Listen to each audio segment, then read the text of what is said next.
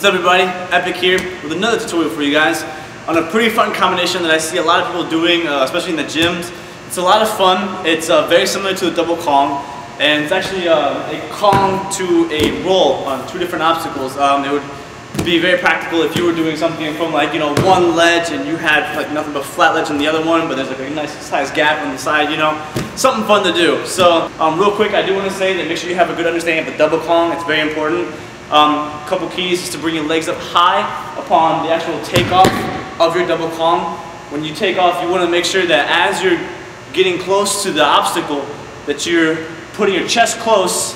That way when you go over, you push down with your hands as you drive those legs behind you up. Remember, you still want to apply that lift and push concept where you lift that back leg and you push off that bottom one. And that kind of really sends you soaring, especially if your chest is further ahead than your legs are, or further ahead than even your hands, because that way your hands are actually pushing away from the obstacle, thus sending you further. In doing so, when you go to approach this next block, you want to make sure that you're putting your hands out to plant them on the actual obstacle, not straight, not locked out. You want to have it nice and comfortable. The purpose of that is to have your hands guide you into that rolling motion. Now I know a lot of people are kind of sketchy about this the first time they go for it, so they forget to bring their legs up when they first try it a couple times, and they go pow, straight into it.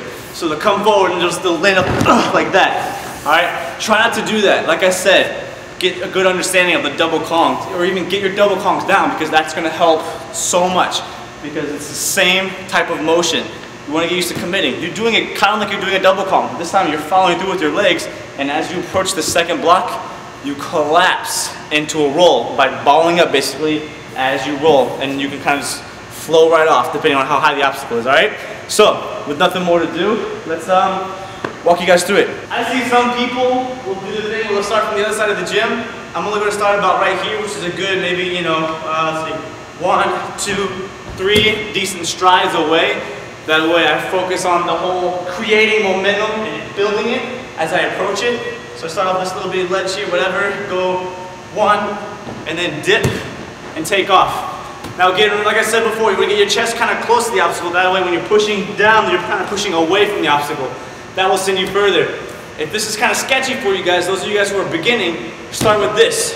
Monkey up first, here, and then get your dive rolls, and then dive over to the next obstacle.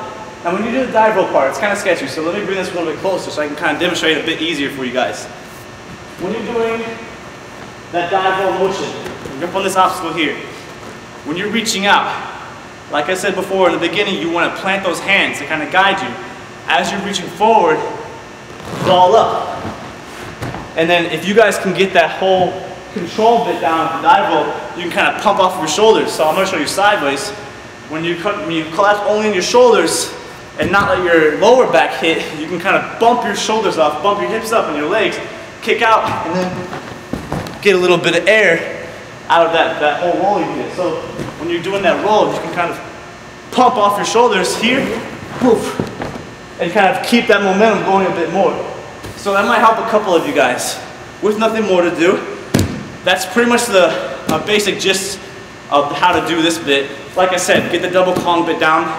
You have this very basic progression, which should help you guys a lot. Start with the, really small, and then bring this one back further and further and further until you're at that comfortable width, and then just test your limits. Push a little further every time. If you guys want to challenge yourselves like I do the thing where you kind of start closer instead of a mile away at the other gym on the other side of town. Start like 10 feet away maybe. Learn to create momentum. Learn to create momentum and build it as you fly from one obstacle to the other, doing a Kong to a dive roll. Here's some slow-mos. Thanks, you guys.